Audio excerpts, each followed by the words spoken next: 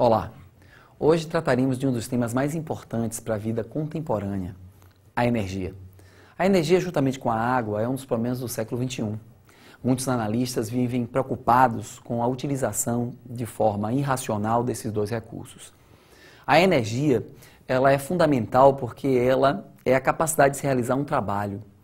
E para a gente ver um pouco o processo histórico da evolução da energia no mundo, eu vou convidar o professor Marival para ele falar da importância da energia para a vida moderna.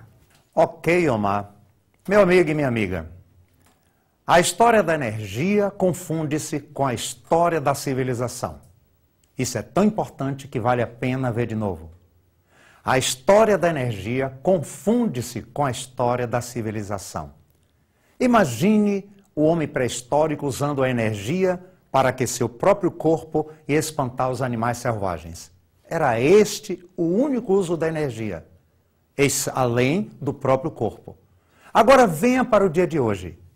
Será que o homem moderno se contentaria apenas com a energia do fogo? Claro que não.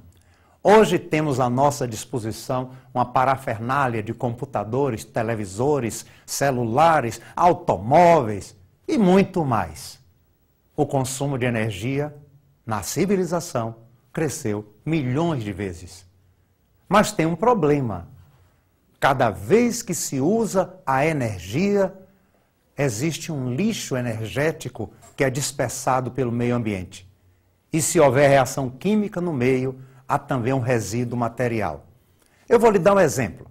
Quando você vai num posto de gasolina, que você coloca R$10 para abastecer seu veículo, você sabia que você usa menos de R$3 para movimentá-lo? O restante, R$7 ou mais, é dispersado pelo meio ambiente sob a forma de energia térmica e uma série de outros poluentes, alguns nocivos à saúde humana. Estamos diante de um desafio. A geração do agora precisa criar uma alternativa para que o lixo resultante do uso da energia não faça mal à saúde humana e possa até servir de alimento para o planeta. Há dois tipos de fontes de energia. As renováveis, aquelas que nunca se esgotam, como a energia solar, eólica dos ventos, como a biomassa da cana, óleos vegetais de todo tipo, como de soja, milho, entre outros.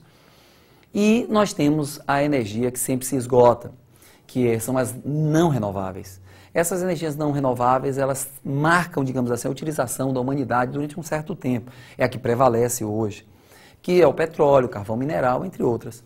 Se a gente fosse fazer uma avaliação hoje, levantando os dados, de o que prevalece em relação ao consumo no mundo, a ordem seria petróleo, gás natural e eletricidade.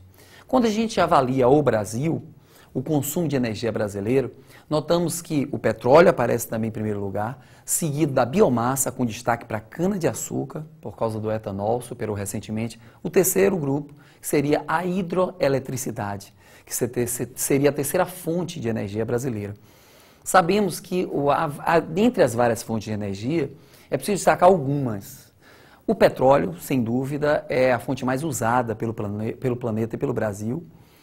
A humanidade, depois da descoberta do petróleo na segunda revolução industrial, ela mudou o seu comportamento. Os produtos advindos do petróleo, como todas as tintas, praticamente, os automóveis que são movidos através da combustão de óleos e combustíveis como gasolina, entre outros.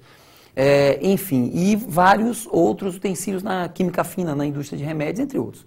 O petróleo é, sem dúvida, a fonte mais usada do planeta. O petróleo são micro-organismos sedimentares, cobertos por sedimentos, formados há 70 milhões de anos atrás, estão localizados nas bacias sedimentares e vários países possuem uma abundância desse petróleo, com destaque para o Oriente Médio, uma região que foi mar, uma bacia sedimentar, e os fitoplânctons marinhos acabaram formando o que a gente chama de petróleo nessa região. E o destaque dessa região é por causa dos conflitos que há e que sempre ocorreram nessa área em busca desse, digamos assim, ouro negro durante os últimos, talvez, 200 anos, mas principalmente nos últimos 50 anos, com destaque para a crise do petróleo na década de 70, que impulsionou toda uma mudança no comportamento comercial desse minério fundamental para a vida contemporânea através da criação da OPEP, Organização dos Países Exportadores de Petróleo, que criou um cartel que estabeleceu preços. Nós vivemos hoje uma alta dos preços do petróleo nunca vista e todos acreditam que essa alta é muito fruto do aumento do consumo, principalmente de países emergentes como Brasil, Índia, China, que vieram consumir em grande escala esse produto, antes consumiam um pouco, principalmente a China, que é um destaque hoje na economia mundial. O petróleo no Brasil é encontrado principalmente no Rio de Janeiro. O Rio de Janeiro é dono sozinho de aproximadamente 80% do petróleo brasileiro na bacia de Campos. Mas é preciso relatar que há outros estados também que produzem petróleo, como é o caso do Rio Grande do Norte, a própria Bahia, Sergipe, o estado do Amazonas, mas em escala menor. A maior parte do petróleo brasileiro é encontrado no mar, no oceano, na plataforma continental, numa extensão do continente submersa. O Brasil desenvolveu uma tecnologia em extração de águas profundas. A Petrobras é campeã hoje no processo de extração de petróleo em águas profundas. E por isso o Brasil se destacou recentemente, descobrindo novos poços na Bacia de Santos. Você não vai poder esquecer disso. Na Bacia de Santos, em São Paulo, próximo ao Rio de Janeiro, próximo à Bacia de Campos, novos poços de petróleo que estão sendo avaliados. E o Brasil pode ser um dos países de maior produção de petróleo no mundo, caso seja confirmada o volume de petróleo existente nessas novas bacias descobertas. Outro produto também que a gente não pode esquecer é o carvão mineral. O carvão mineral foi a base da primeira revolução industrial, foi fundamental para o desenvolvimento da indústria moderna, que é fundamental para a indústria logo depois contemporânea, existente hoje. Esse carvão mineral é também encontrado em bacias sedimentares, é também encontrado em elementos, em áreas que foram cobertas, digamos assim, por sedimentos. A bacia sedimentar em que encontramos o carvão, normalmente são antigas florestas soterradas. Então o carvão normalmente é fruto de antigas florestas soterradas. É bom lembrar que o carvão mineral ele é encontrado em abundância em várias áreas do planeta, mas há algumas áreas tradicionais muito importantes. Primeiro, a Mandchúria, na China. A China tem muito carvão, por isso que usa muito, polui muito hoje no mundo. Há também outras áreas, como nos Estados Unidos, na Índia, Alsácia-Lorena, na Europa, entre França e Alemanha, foi disputa, alvo de guerras por isso, mundiais. Mas o Brasil possui reservas na região sul, porém as reservas são de má qualidade. O carvão brasileiro é chamado hulha, não é o antracito de boa qualidade, e por isso nós somos obrigados a importar carvão mineral. É bom lembrar que o carvão mineral é usado para 3 coisas. Para siderurgia, fabricação de aço, para metalurgia, derreter metais de todo tipo, e a termoelétrica, que é quando você queima carvão, produção de eletricidade, que é um absurdo, polui muito, mas é também usado para isso.